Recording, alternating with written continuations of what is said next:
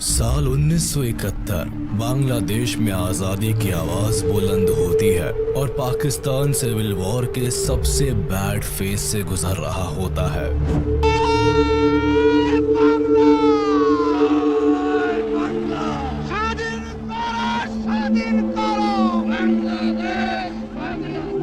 Pakistani army और Bangladeshi revolutionaries के बीच एक तरफ बड़ा घमासान जारी रहता है, वहीं दूसरी तरफ बांग्लादेश खुद को एक अलग देश घोषित कर चुका होता है। इसी बीच 3 दिसंबर 1971 को भारत के खिलाफ पाकिस्तान ऑपरेशन चंगेज खान लॉन्च कर देता है।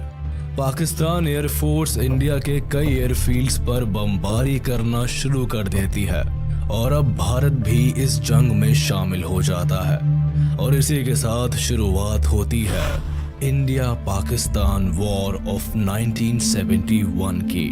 लेकिन भारत और पाकिस्तान के बीच ये वॉर होती ही क्यों है?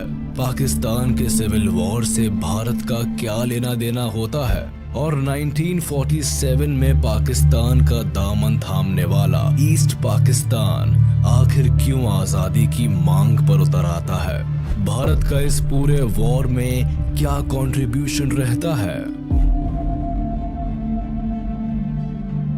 कॉलोनियल टाइम से पहले इंडियन सबकॉन्टिनेंट में एक नहीं बल्कि कई किंगडम्स राज करते थे।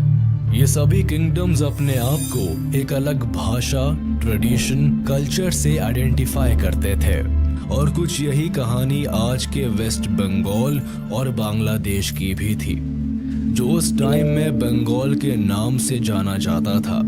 13th सेंचुरी से ही इस एरिया पर ज्यादातर मुस्लिम रूलर्स का रूल चलता था, लेकिन धर्म से ज्यादा यहाँ के लोग खुद को बंगाली भाषा, कल्चर और ट्रेडिशन से इंटीग्रेटेड महसूस करते थे।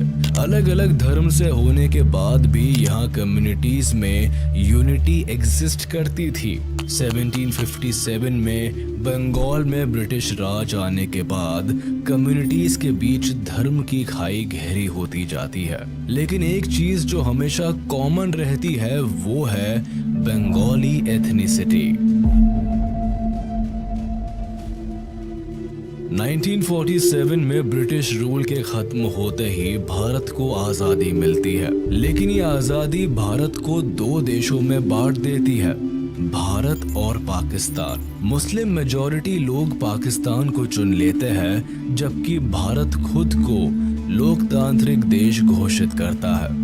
धर्म के नाम पर हुए इस विभाजन से दोनों देशों की बाउंड्रीज तो तय हो जाती है, लेकिन एक ही कल्चर, ट्रेडिशन और लैंग्वेज को फॉलो करने वाले रीजन्स 2 अलग मुल्क का हिस्सा बन जाते हैं। जैसे आधा पंजाब पाकिस्तान को मिलता है और आधा भारत का हिस्सा बनता है। पार्टीशन की लकीरों से बंगाल भी अछूता नहीं रहता है। स्टार्टिंग फेज में पूरा बंगाल रीजन पार्टीशन को स्ट्रांगली अपोज करता है, लेकिन जब विभाजन की मांग तेज होती है तो बंगाल का वेस्टर्न रीजन भारत में शामिल हो जाता है। वही Muslim majority East Bengal Pakistan का हाथ थाम लेता है।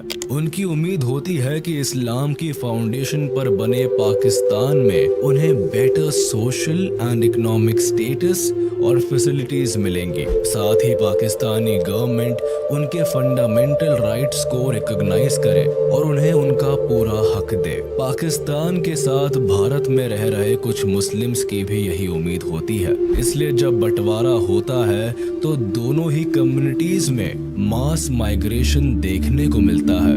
हिंदू पाकिस्तान से भारत आते हैं तो मुस्लिम भारत से पाकिस्तान चले जाते हैं। वेस्ट बंगाल और बिहार से भी कई बिहारी मुस्लिम्स ईस्ट बंगाल की तरफ माइग्रेट करते हैं और हिंदू लोग भारत आ जाते हैं।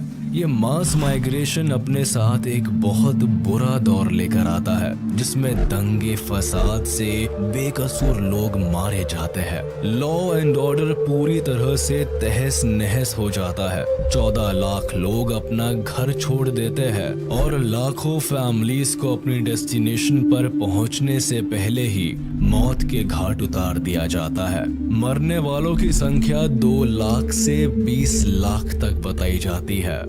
इन टफेस्ट सिचुएशंस के बीच इंडिया का डिवीजन हो जाता है और एक नई कंट्री दुनिया को मिलती है, पाकिस्तान, जिसके दो हिस्से होते हैं, वेस्ट पाकिस्तान और ईस्ट पाकिस्तान, जो एक दूसरे से 1600 किलोमीटर की दूरी पर होते हैं। पाकिस्तान की फॉर्मेशन में मेजॉरिटी भले ही मुस्लिम्स की होती है, लेकिन सभी एक अलग एथनिक ग्रुप को रिप्रेजेंट करते हैं।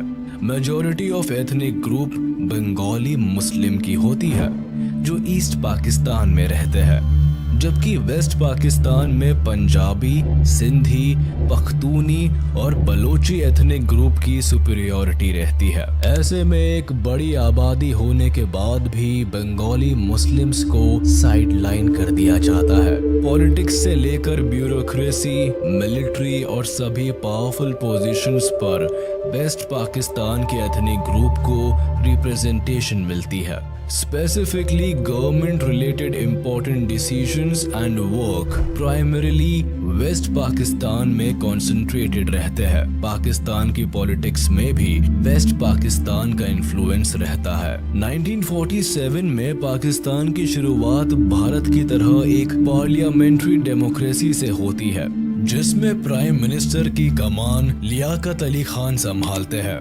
जबकि मोहम्मद अली जिन्ना को पहला गवर्नर जनरल बनाया जाता है। अपने पहले ही टर्म में लियाकत सरकार को ईस्ट पाकिस्तान और वेस्ट पाकिस्तान को इफेक्टिवली गवर्न करने में कई परेशानियों का सामना करना पड़ता है, जो आने वाली सरकार को भी महसूस होती है। मैक्सिमम पावर सेंट्रल गवर्नमेंट में एक ही पोजीशन पर कॉन्सेंट्रेटेड होती है, जिसकी वजह से पाकिस्तान में पॉलिटिकल इंस्टेबिलिटी भी आने वाले सालों में देखने को मिलती है और ईस्ट पाकिस्तान को रिप्रेजेंटेशन का सही मौका नहीं मिल पाता है। 21 मार्च 1948 को मोहम्मद अली जिन्ना एक नया रूल लेकर आते हैं और उर्दू को पाकिस्तान की ऑफिशियल लैंग्वेज डिक्लेयर कर देते हैं।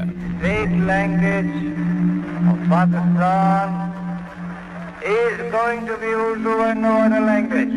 जिन्ना का ये डिक्लेरेशन ईस्ट पाकिस्तान को हिला कर रख देता है। वेस्ट पाकिस्तान के उर्दू इम्पोजिशन को ईस्ट पाकिस्तान में भारी क्रिटिसिज्म झेलना पड़ता है। बंगाली मुस्लिम्स के लिए उर्दू एक एलीट भाषा होती है, जिसे केवल हाई ऑफिशियल्स ही बोलते थे, जबकि ईस्ट पाकिस्तान में दशकों से बच्चा बच्चा बंगाली भाषा बोल रहा होता है। भाषा की जबरदस्ती से ईस्ट पाकिस्तान में बंगाली लैंग्वेज मूवमेंट की शुरुआत होती है। अपनी भाषा को बचाने के लिए लोग सड़कों पर उतर आते हैं। स्टूडेंट और पॉलिटिकल एक्टिविस्ट उर्दू इम्पोजिशन को अपनी भाषा पर एक गहरी चोट की तरह लेते हैं। ईस्ट बंगाल की प्राइमरी लैंग्वेज बंगाली होती है। 1952 आते आते ईस्ट बंगाल में प्रोटेस्ट इतने तेज हो जाते हैं कि सरकार को सेक्शन 144 इम्पोज करना पड़ता है, यानी 3 से ज्यादा लोगों का एक साथ खड़ा होना फॉरबिड कर दिया जाता है। इस कानून के खिलाफ 21 फरवरी को ढाका यूनिवर्सिटी के स्टूडेंट्स एक साथ इकट्ठे होते हैं, लेकिन सेक्शन 144 के तहत पुलिस उन्हें हिरासत में ले लेती है। इससे स्टूडेंट्स की भीड़ और भी ज्यादा भड़क जाती है और student East Bengal legislative assembly में घुसने की कोशिश करते हैं। उन्हें रोकने के लिए पुलिस प्रदर्शनकारियों पर ओपन फायर करती है, जिसमें 5 लोगों की मौत हो जाती है। आगे चलकर ये दिन बांग्लादेश के इतिहास में अमर हो जाता है और आज भी इसी दिन को बांग्लादेश अपने लैंग्वेज मार्टर्स डे के तौर पर मनाता है। सरकार और बंगालियों का ये क्लैश इस कदर बढ़ जाता है कि 1956 में सरकार को बंगाली भाषा को ऑफिशियल स्टेटस और 1956 में स्टेट लैंग्वेज का दर्जा देना पड़ता है। ईस्ट पाकिस्तान में रह रहे लोगों की मांग तो पूरी हो जाती है, लेकिन सरकार के साथ इनकी नाराजगी खत्म नहीं होती, बल्कि ये घटना आग में घी का काम करती है। पाकिस्तान की फॉर्मेशन में मेजॉरिटी भले ही मुस्लिम्स की होती है, लेकिन सभी एक अलग एथनिक ग्रुप को रिप्रेजेंट करते हैं। पाकिस्तान में कई सरकारें बनती बिगड़ती है, कई बार मिलिट्री रूल भी देखने को मिलता है, लेकिन सरकार बनाने का मौका ईस्ट पाकिस्तान के लोगों के हाथ में कभी नहीं आता। उन्हें पॉलिटिकल रिप्रेजेंटेशन से तो दूर रखा ही जाता है, साथ ही ईस्ट पाकिस्तान के डेवलपमेंट पर भी ध्यान नहीं दिया जाता। 70% से भी ज्यादा नेशनल बजट वेस्ट पाकिस्तान के डेवलपमेंट पर लगाया जाता है, जबकि पाकिस्तान की आधी पॉपुलेशन ईस्ट पाकिस्तान में सेंटर्ड होती है। यही से पाकिस्तान को अपना 62% रेवेन्यू भी मिलता है, फिर भी इस हिस्से की ग्रोथ रेट 2.6% होती है, जबकि वेस्ट पाकिस्तान 4.4% की ग्रोथ से बढ़ता है। एक ही देश के दोनों हिस्सों में इस हद तक इकोनॉमिक डिस्क्रिमिनेशन होने से गवर्नमेंट और बंगाली लोगों के बीच की खाई गहरी होती चली जाती है। 1966 में मामला तब ज्यादा बिगड़ जाता है जब ईस्ट पाकिस्तान की अवामी लीग पार्टी सेंट्रल गवर्नमेंट के सामने इकोनॉमिक डेवलपमेंट को लेकर 6 पॉइंट की डिमांड उठाती है।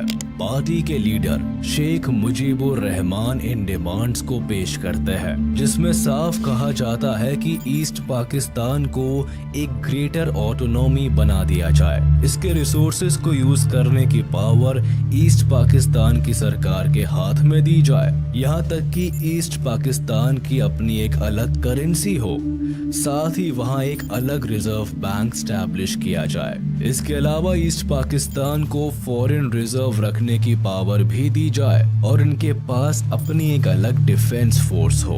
अवामी लीग की ये डिमांड सत्ता में बैठी सरकार की जड़ें हिला देती है। इन पॉइंट से जाहिर होता है कि ईस्ट पाकिस्तान को इंडिपेंडेंट कंट्री बनाने की कोशिश की जा रही है। सरकार इन सभी पॉइंट्स को रिजेक्ट कर देती है और इन डिमांड्स को देश के खिलाफ बताती है। अवामी लीग भी इस फैसले से चुप नहीं बैठती और कंटिन्यूअस इस पर काम करती है। इसीलिए 1968 में सरकार अवामी लीग के लीडर शेख मुजीबुर रहमान और कई ऑफिशियल्स को देश के खिलाफ कॉन्स्पिरेसी रचने के इल्जाम में अरेस्ट कर लेती है। उस वक्त पाकिस्तान में जनरल अयूब खान की सरकार होती है और वो इल्जाम लगाते हैं कि अवामी लीग अगरतला में भारत सरकार के साथ मिलकर एक आजाद देश बनाने की साजिश कर रही है, लेकिन उनके ये सभी चार्जेस ईस्ट पाकिस्तान में काम नहीं करते, क्योंकि तब तक शेख मुजीबुर आवाम के बीच एक पॉपुलर लीडर बन चुके होते हैं। ये बंगाली आवाम के लिए उनकी आवाज बन चुके होते हैं। लोग अपने सुनहरे भविष्य की उम्मीद अवामी लीग से लगाकर रखते हैं। इसीलिए जब शेख मुजीबुर के अरेस्ट की खबर ईस्ट पाकिस्तान की जनता को मिलती है तो लोग सड़कों पर उतर आते हैं, जगह जगह प्रोटेस्ट होने लगते हैं। लोगों में इस कदर गुस्सा भरा होता है कि सरकार को मजबूरन घुटने टेकने पड़ते हैं। 22 फेब 1969 को शेख मुजीबुर को रिहा कर दिया जाता है, लेकिन ईस्ट पाकिस्तान में प्रोटेस्ट इस कदर बढ़ जाते हैं कि जनरल अयूब खान को रिजाइन करना पड़ता है। इसके बाद प्रेसिडेंट का पद संभालते हैं जनरल याह्या खान, जो 1970 में पाकिस्तान में पहली बार जनरल इलेक्शन कराते हैं। Elections will take place. I have left this decision to the Chief Election Commissioner. Pakistani government इस गुमान में होती है कि majority of seats West Pakistan की पॉलिटिकल पार्टीज के हाथ आएगी, लेकिन जब रिजल्ट आता है तो पाकिस्तानी सरकार की नींव हिल जाती है। अवामी लीग को जनरल इलेक्शंस में भारी मतों से जीत मिलती है। 313 में से 167 सीट्स अवामी लीग को मिलती है, लेकिन वो ये सभी सीट्स ईस्ट पाकिस्तान में हासिल करते हैं, जबकि वेस्ट पाकिस्तान में एक भी सीट पर अवामी लीग की जीत नहीं होती। कुछ यही हाल वेस्ट पाकिस्तान की पाकिस्तान पीपल पार्टी का भी होता है, जिसे वेस्ट पाकिस्तान में 86 सीट्स मिलती है और ईस्ट पाकिस्तान में 0। अवामी लीग को पाकिस्तान में सरकार बनाने का अधिकार तो मिल जाता है, लेकिन ये वेस्ट पाकिस्तान की पॉलिटिकल पार्टीज को जरा भी रास नहीं आता। इसीलिए यहया खान और PPP leader Zulfikar Ali Bhutto military officials के साथ मिलकर नेशनल असेंबली को कैंसिल करने का प्लान बनाते हैं।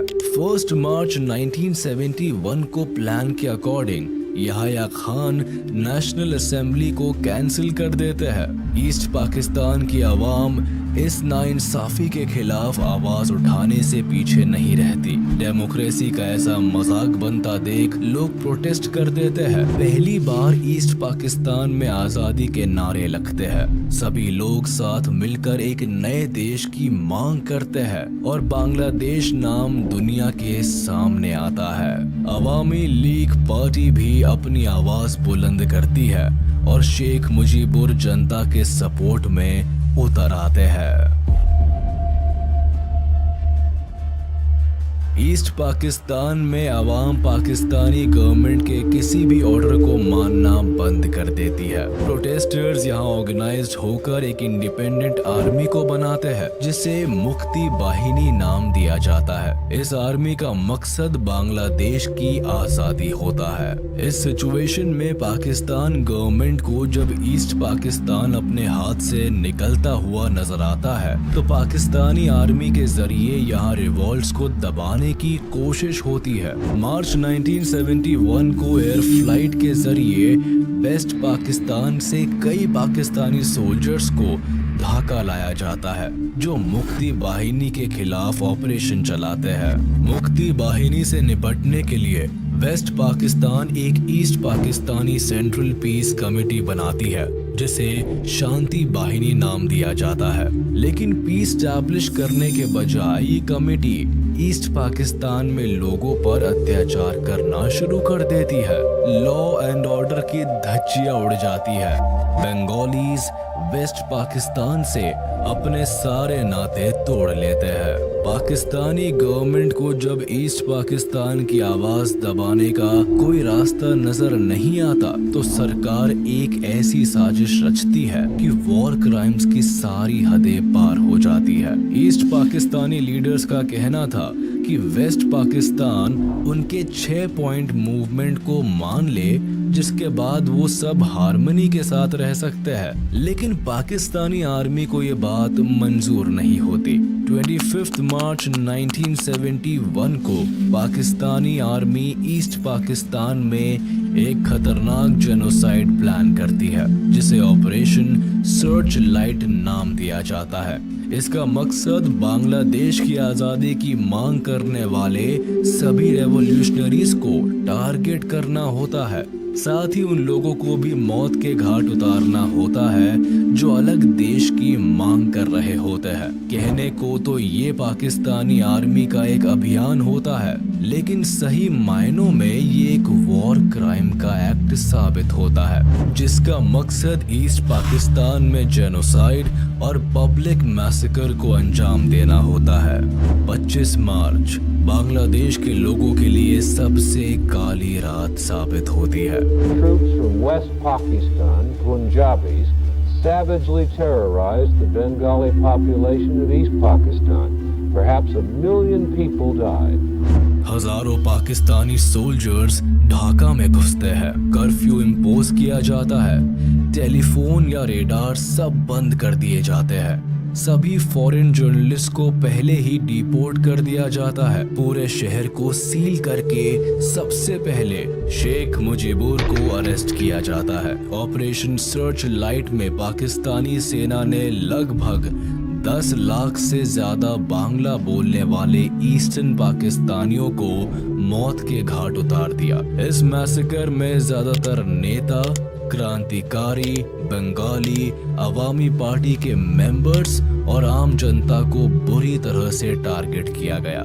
इस भयंकर मैसेकर के बाद लाखों लोग भागकर भारत में शरण लेने आ जाते हैं। 25 मार्च की रात शुरू हुआ ये वॉर क्राइम लगभग अगले 8 महीनों तक चला, जिसमें 30 लाख से ज्यादा लोग पाकिस्तानी आर्मी के अत्याचार से मारे गए। हजारों को यही बुरी तरह से घायल कर दिया गया। यहाँ सबसे दिल दहला देने वाली बात ये हुई कि पाकिस्तानी आर्मी ने ईस्ट पाकिस्तान में लगभग 4 लाख लड़कियों और औरतों के साथ सामूहिक बलात्कार किया और उनका रेप करके उन्हें पब्लिकली परसिक्यूट कर दिया। पाकिस्तानी आर्मी के इस तरह के शर्मनाक काम को जब यूएस प्रेसिडेंट तक पहुंचाया गया, तब भी यूएस ने इस जेनोसाइड को रोकने का कोई काम नहीं किया। उल्टा अपने एलाइज पाकिस्तान को वॉर में सपोर्ट करते रहे। और इससे पहले ही शेख मुजीबुर ईस्ट पाकिस्तान को इंडिपेंडेंट कंट्री घोषित कर देते हैं और इसे बांग्लादेश नाम देते हैं। 27 मार्च को मेजर जियाउर रहमान खुद ये डिक्लेरेशन पब्लिक को पढ़कर सुनाते हैं। बांग्लादेश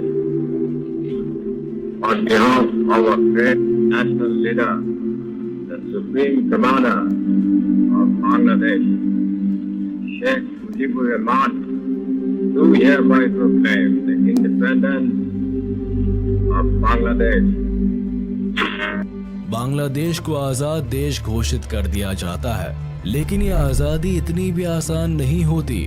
मेजर शहरों को अपने कंट्रोल में लेने के लिए एक ही रात में 7,000 इनोसेंट बंगाली लोगों को मौत के घाट उतार दिया जाता है। इस मैसेकर में एक ही हफ्ते के अंदर 3 लाख से भी ज्यादा बंगाली लोगों का कत्लेआम कर दिया जाता है। लाखों औरतों का रेप किया जाता है।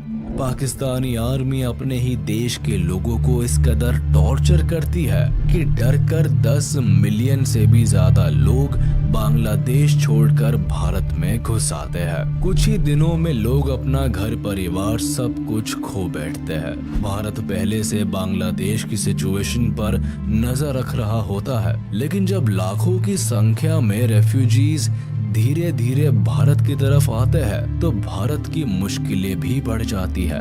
भारत भी इस कॉन्फ्लिक्ट का हिस्सा बन जाता है। इसीलिए भारत सरकार अवामी पार्टी के कई लीडर्स को अपने देश में शरण देती है। 10 अप्रैल 1971 को अवामी लीडर्स कोलकाता में ही people republic of Bangladesh government को बनाते हैं। शेख मुजीबुर रहमान को बांग्लादेश का प्रेसिडेंट चुन लिया जाता है, जबकि तजुद्दीन अहमद को प्राइम मिनिस्टर बनाया जाता है। लेकिन भारत की असल समस्या 10 मिलियन रेफ्यूजीज को लेकर होती है। आखिर इतने बड़ी संख्या को सर्व करना भारत के लिए मुश्किल होता है। रेफ्यूजीज के आने जाने से भारत पर एक बड़ा इकोनॉमी बर्डन पड़ता है। साथ ही बांग्लादेश में चल रहा जेनोसाइड भी भारत सरकार के लिए कंसर्न बनता जा रहा था। इसीलिए इंदिरा गांधी फैसला लेती है कि बांग्लादेश की आजादी की इस लड़ाई में भारत भी शामिल होगा। 28 अप्रैल 1971 प्रधानमंत्री Indira Gandhi chief of army staff general Sam Manekshaw से बांग्लादेश की सिचुएशन डिस्कस करती है और उन्हें कहती है कि वो जंग की तैयारी करे। लेकिन मानेकशॉ वॉर चैलेंजेस को बताते हुए इतनी जल्दी वॉर पर जाने को अवॉइड करते हैं। वो बताते हैं कि मॉनसून के मंथ में बांग्लादेश में बाढ़ की स्थिति पैदा हो जाती है और ऐसी सिचुएशन में लड़कर जीत हासिल करना मुश्किल हो सकता है। इसीलिए वॉर का राइट टाइम नवंबर दिसंबर की विंटर्स रखा जाता है। प्रधानमंत्री जनरल्स को पूरी आजादी देती है कि वो जब चाहे तब ऑपरेशन स्टार्ट कर सकते हैं। हम हर तरह से मुक्ति वाहिनी की सहायता करेंगे, बांग्लादेश के लोगों की मदद करेंगे। इंडियन आर्मी अपने काम की शुरुआत मुक्ति वाहिनी को ट्रेनिंग देने से शुरू करती है। सैम मानेकशॉ की लीडरशिप में इंडियन आर्मी मुक्ति बाहिनी को गोरिल्ला वॉरफेयर के लिए ट्रेन करती है। उन्हें हर एक टैक्टिक और स्ट्रेटजी सिखाई जाती है जिससे वो पाकिस्तानी आर्मी पर भारी पड़ सके। साथ ही भारत की तरफ से वेपन्स की सप्लाई भी मुक्ति बाहिनी को दी जाती है। भारत अब तक इनडायरेक्टली ही इस युद्ध का हिस्सा होता है। रियलिटी में पाकिस्तान और भारत के बीच अब तक कोई क्लैश नहीं होता। 3 दिसंबर 1971 को सिचुएशन तब बदल जाती है जब पाकिस्तान ऑपरेशन चंगेज खान को लॉन्च कर देता है और ये उसकी सबसे बड़ी भूल साबित होती है। वो भारत के 11 एयरफील्ड्स को निशाना बनाता है। अमृतसर, आगरा, पठानकोट, जोधपुर, श्रीनगर, अंबाला जैसे 11 एयरफील्ड्स को टारगेट किया जाता है। रेडार स्टेशन को डिस्ट्रॉय करने की कोशिश की जाती है। पाकिस्तान की तरफ से जंग का बिगुल बज चुका होता है और उसी शाम इंदिरा गांधी भी रेडियो मैसेज देकर जनता को इसकी जानकारी देती है। कुछ ही घंटे पहले करीब 5:30 बजे शाम के 3 दिसंबर पाकिस्तान ने हमारे ऊपर एक हमला किया। पाकिस्तानी हवाई जहाजों ने हमारे अमृतसर, पठानकोट, श्रीनगर, अवंतीपुर, उत्तरलाई, जोधपुर, अंबाला और आगरे के हवाई अड्डों पर बमबाजी की। पश्चिमी पाकिस्तान की लड़ाई थी, वो लड़ाई भारत पर भी आ गई है। इस चुनौती का सामना जोरों से करना है। मुझे जरा भी संदेह नहीं है कि विजयी भारत की जनता की, भारत की बहादुर सेना की होगी। पाकिस्तान का मकसद भले ही भारत के एयरफील्ड को तबाह कर इंडियन एयरफोर्स को वॉर से बाहर रखने का होता है, लेकिन लकीली इनके निशाने सटीक नहीं बैठते और इंडियन एयरफोर्स तुरंत ही सतर्क हो जाती है और इन्हीं रनवे से AIF अपने टारगेट संभाल लेती है और पाकिस्तानी आर्मी को मुंह तोड़ जवाब देने को तैयार हो जाती है। पाकिस्तान इंडियन एयरबेस को नुकसान पहुंचाने से भले ही चूक जाती है, लेकिन इंडियन एयरफोर्स जब एयर स्ट्राइक पर उतरती है तो पाकिस्तान के कई रनवे को तबाह करके ही दम लेती है। मुरिद, मियानवाली, सरगोधा, चांडलर, रिसलवाला वेस्ट पाकिस्तान के कुछ जरूरी एयर बेसेस होते हैं जिन्हें इंडियन एयरफोर्स बुरी तरह डैमेज कर देती है। वेस्ट पाकिस्तान के रनवेज की हालत इतनी खराब हो जाती है कि कई दिनों तक वह वॉर के लिए कुछ एयर बेसेस को यूज नहीं कर पाते। कुछ यही हाल इंडियन आर्मी ईस्ट पाकिस्तान के एयर बेसेस का भी करती है, जहां 2 दिन के अंदर ही चिट्टागोंग, जेसोर और कुर्मितोला एयर बेसिस को तबाह कर देती है। 4 दिसंबर को इंडियन नेवी भी पाकिस्तानी नेवल आर्मी को मुंह तोड़ जवाब देने से बाज नहीं आती। इंडियन नेवी को जानकारी होती है कि कराची पोर्ट पाकिस्तान नेवी का सबसे बड़ा हेडक्वार्टर होता है। ये पोर्ट पाकिस्तान के मैरीटाइम ट्रेड के लिए भी सबसे इम्पोर्टेंट है। इसे नुकसान हुआ तो पाकिस्तान की इकोनॉमी क्रैश कर सकती है। इसीलिए इंडियन नेवी कराची हार्बर को अपना टारगेट बनाती है और इस ऑपरेशन को नाम देती है ऑपरेशन ट्राइडेंट। इस ऑपरेशन की कमान संभालते हैं navy chief admiral SM Nanda, जो कि इंदिरा गांधी से परमिशन लेने के बाद 25th स्क्वाड्रन कमांडर बबरू भान यादव को अटैक की जिम्मेदारी देते हैं। इनकी कमान में इंडियन नेवी का ग्रुप 460 किलोमीटर कराची के साउथ कोस्ट में चला जाता है और रात होने का इंतजार करते हैं, क्योंकि रात के अंधेरे में पाकिस्तानी एयरक्राफ्ट एयर बॉम्बिंग नहीं कर सकते थे। इंडियन नेवी का प्लान होता है कि वह अंधेरे का फायदा उठाकर पाकिस्तान की वॉरशिप्स को पूरी तरह तबाह कर दे। इसीलिए शाम होते होते इंडियन नेवी कराची पोर्ट के 330 किलोमीटर करीब चले जाते हैं। इनके पास INS Veer, INS Nirghat and INS Nipat जैसी मिसाइल बोट्स और 2 anti submarine corvettes INS Kiltan और INS कटचल होती है। सभी वॉरशिप्स भारी मिसाइल से लैस होती है। रात को जब पाकिस्तानी नेवी को अंदाजा भी नहीं होता कि वह बड़े हमले का शिकार होने वाले हैं, तभी इंडियन वॉरशिप्स कराची से 130 किलोमीटर की दूरी से ही पाकिस्तानी वॉरशिप का पता लगा लेती है। सबसे पहले मिसाइल अटैक आईएनएस नीरघाट करती है और पाकिस्तान के बैटल्स क्लास डिस्ट्रॉयर पीएनएस खाइबार के टुकड़े टुकड़े कर डालती है। उसके बाद आईएनएस वीर और आईएनएस निपत भी अपना कमाल दिखाते हैं और पीएनएस चैलेंजर और पीएनएस मुहाफिज को मिसाइल से बर्बाद कर पानी में डुबो देते हैं। इस ऑपरेशन में आईएनएस निपात पाकिस्तान के केमारी ऑयल स्टोरेज टैंक्स को भी निशाना बनाता है और पाकिस्तान का ऑयल स्टोरेज आग की लपटों में जल के बर्बाद हो जाता है। करीब 7 दिन तक पाकिस्तान इस आग को बुझाने में नाकामयाब रहता है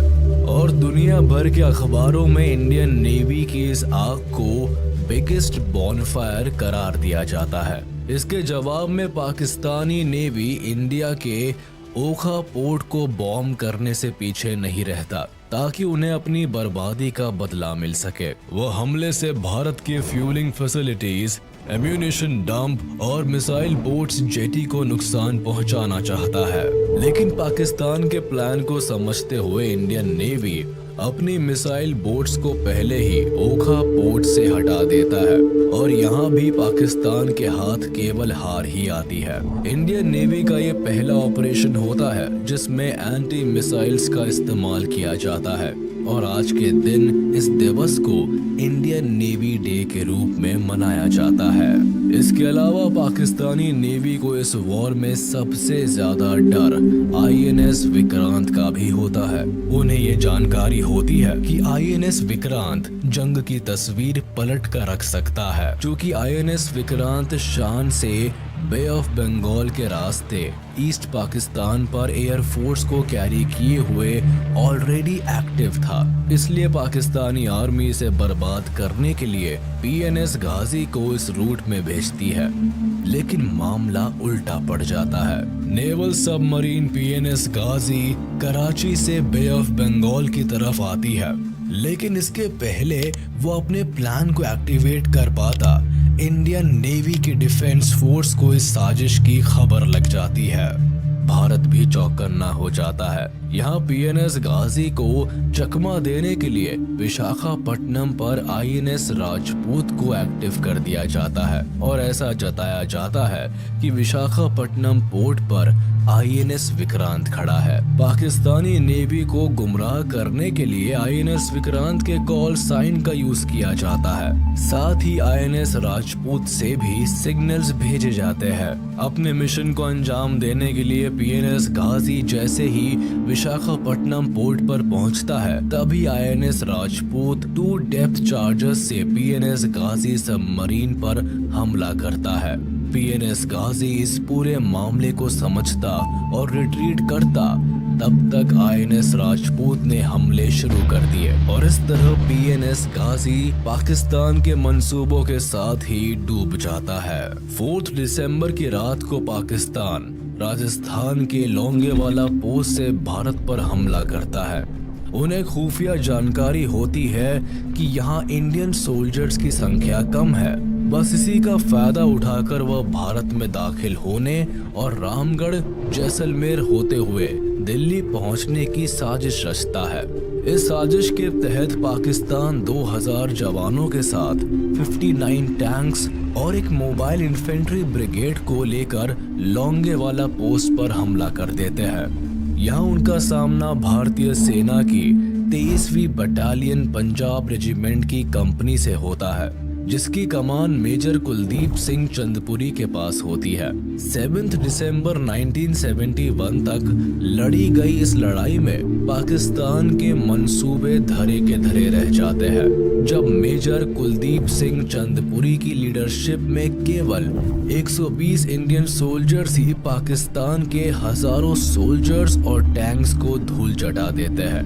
लोंगेवाला में भारतीय सैनिक एक ऊंचे रेत के टीले को अपने कब्जे में ले लेते हैं और इस ऊंचाई का फायदा उठाकर अपनी स्ट्रैटेजी बनाते हैं। कुलदीप सिंह चंदपुरी को पता होता है कि सुबह होने तक उन्हें कोई हवाई मदद नहीं मिल सकती, इसीलिए वह सुबह तक पाकिस्तानी आर्मी को उलझा कर रखने की स्ट्रैटेजी बनाते हैं। हालांकि पाकिस्तान से फायरिंग पहले स्टार्ट होती है, लेकिन आगे वह बढ़ते हुए पाकिस्तानी टैंक चारों तरफ लगे कटीले तारों को देखकर रुक जाते हैं। इन वायर्स को वो लैंड माइंस का सिंबल समझकर एक जरूरी वक्त तारों को हटाने और अपने कंफ्यूजन को क्लियर करने में गुजार देते हैं। फिर जैसे ही पाकिस्तानी टैंक्स आगे बढ़ते हैं, वो रेगिस्तान की रेत में फंस जाते हैं।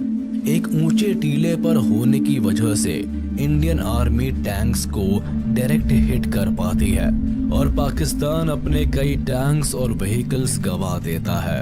जब तक पाकिस्तान भारत की चाल को समझ पाता, तब तक सुबह हो जाती है और सूरज की पहली किरण के साथ ही इंडियन एयरफोर्स का सपोर्ट सोल्जर्स को मिलता है।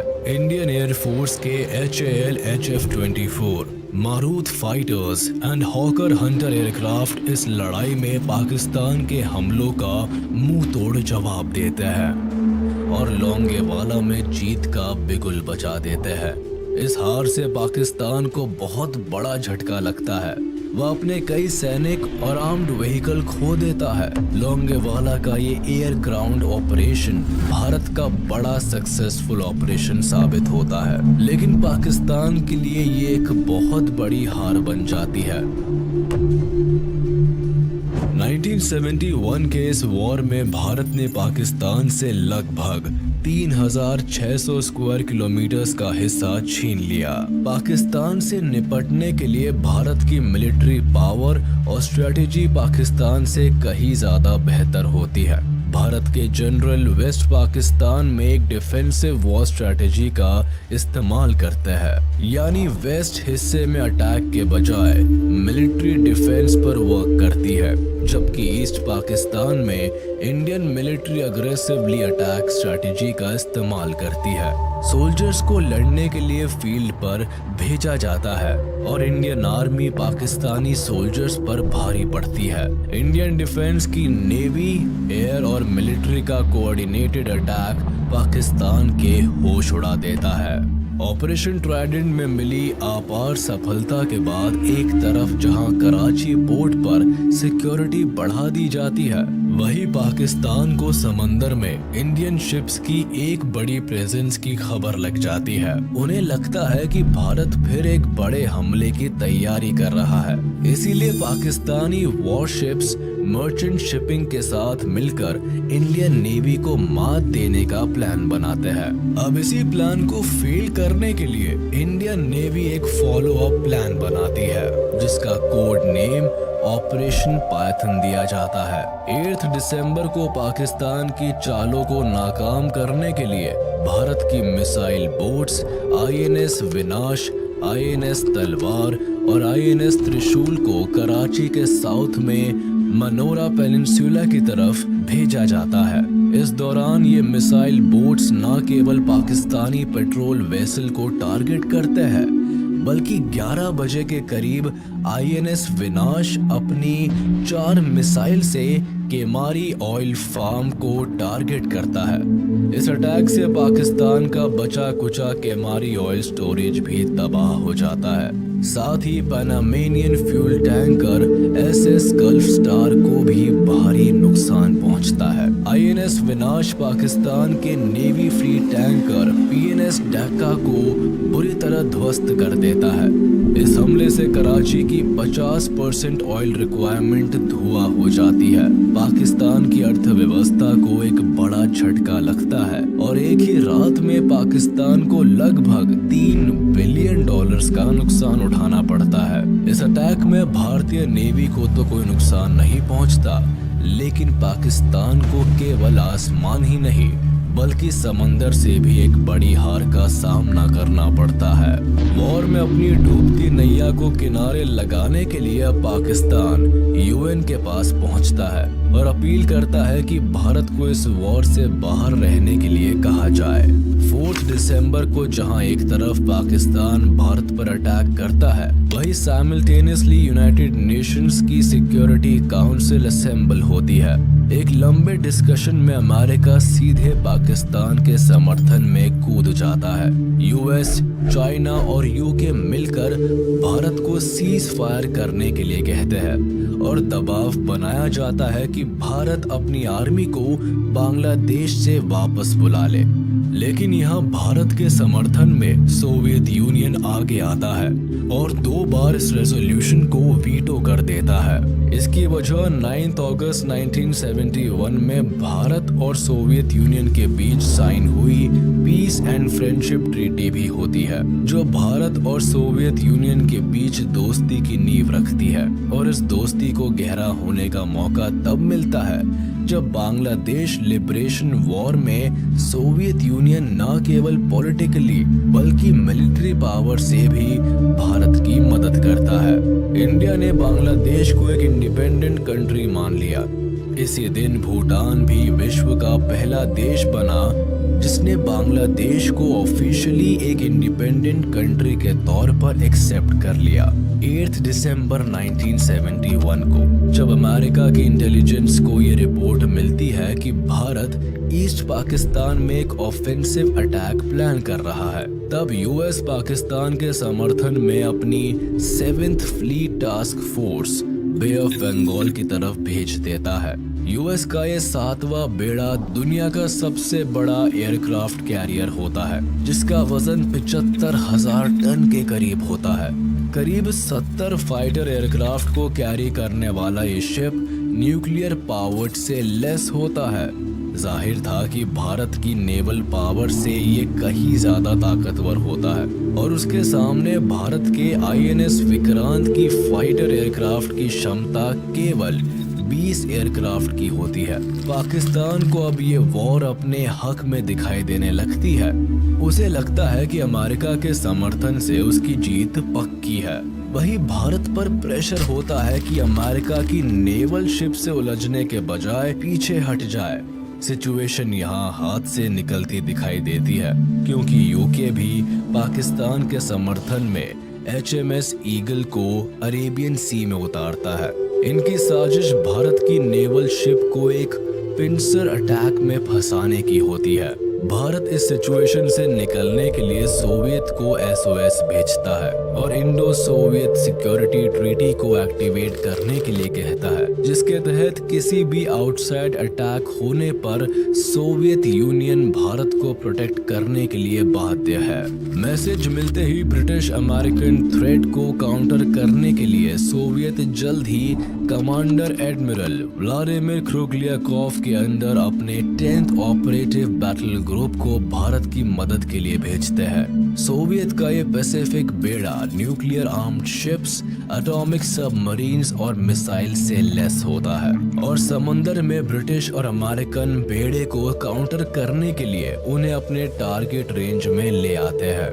जिससे पहले यूके और अमेरिका बे ऑफ बंगाल में एंटर कर पाए, उससे पहले ही रशियन शिप्स ब्रिटेन और अमेरिकन शिप्स को अपनी मौजूदगी का एहसास करा देती है। इसीलिए ब्रिटिश शिप्स मेडागास्कर की तरफ निकल जाती है, जबकि यूएस नेवी भी अपनी टास्क फोर्स को पीछे ले लेती है। सोवियत का साथ मिलते ही भारत की एयर, नेवी और लैंड मिलिट्री डिफेंस एक साथ मिलकर पाकिस्तानी आर्मी को घुटने टेकने पर मजबूर कर देती है। ईस्ट पाकिस्तान में पाकिस्तानी आर्मी की एयर सप्लाईज कट ऑफ कर दी जाती है। नेवल रूट्स को इंडियन नेवी ब्लॉक कर देती है और जमीन पर मुक्ति वाहिनी पाकिस्तान आर्मी की जान की दुश्मन बन जाती है।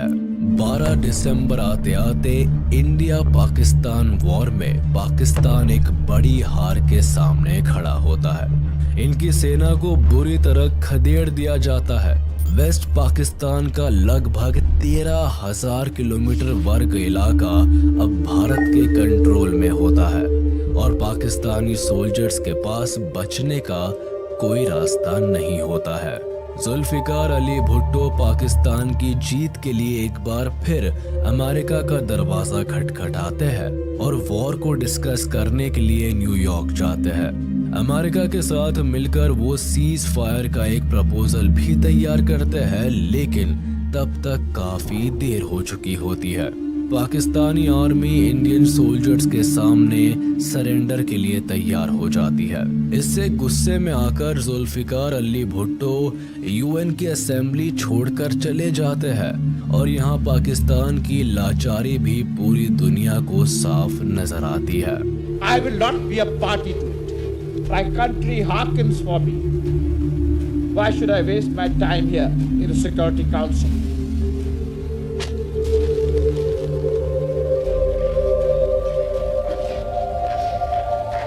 Major general JFR Jacob lieutenant general AAK Niazi के सामने इंस्ट्रूमेंट ऑफ सरेंडर का प्रपोजल रखते हैं तो लेफ्टिनेंट जनरल AAK नियाजी इसे साइन करने से इनकार कर देते हैं, लेकिन मेजर जनरल जेकब उन्हें ये कहकर 30 मिनट का सोचने का समय देते हैं कि अगर ये इंस्ट्रूमेंट साइन नहीं हुआ तो पाकिस्तानी आर्मी के 1 लाख से भी ज्यादा सोल्जर्स की मौत के जिम्मेदार वो होंगे और मुक्ति बाहिनी को रोकने के लिए भारत आगे नहीं आएगा। 16 दिसंबर 1971 को ढाका में पाकिस्तानी आर्मी के 93,000 सोल्जर्स इंडियन आर्मी के सामने सरेंडर कर देते हैं। सभी अपनी बंदूक इंडियन आर्मी के सामने झुका देते हैं। वर्ल्ड वॉर 2 के बाद ये दुनिया का सबसे बड़ा सरेंडर होता है, जहां लगभग 1 लाख से ज्यादा सोल्जर्स इंडियन आर्मी के सामने सर झुकाए खड़े होते हैं। लेफ्टिनेंट जनरल AAK नियाजी बिना किसी रेजिस्टेंस के इंस्ट्रूमेंट ऑफ सरेंडर को साइन कर देते हैं। उनके चेहरे पर शर्म और लाचारी साफ झलकती दिखाई देती है और वो इस पूरी घटना के दौरान शर्म से अपना चेहरा झुका लेते हैं। पाकिस्तान की वॉर में हार के साथ ही वेस्ट पाकिस्तान में सरकार गिर जाती है। भारत की ये जीत पाकिस्तान के इतिहास में काला धब्बा बन जाती है। इस जीत से जहां भारत की डिफेंस फोर्स अपना लोहा मनवाती है, वही बांग्लादेश को उनकी आजादी मिलती है।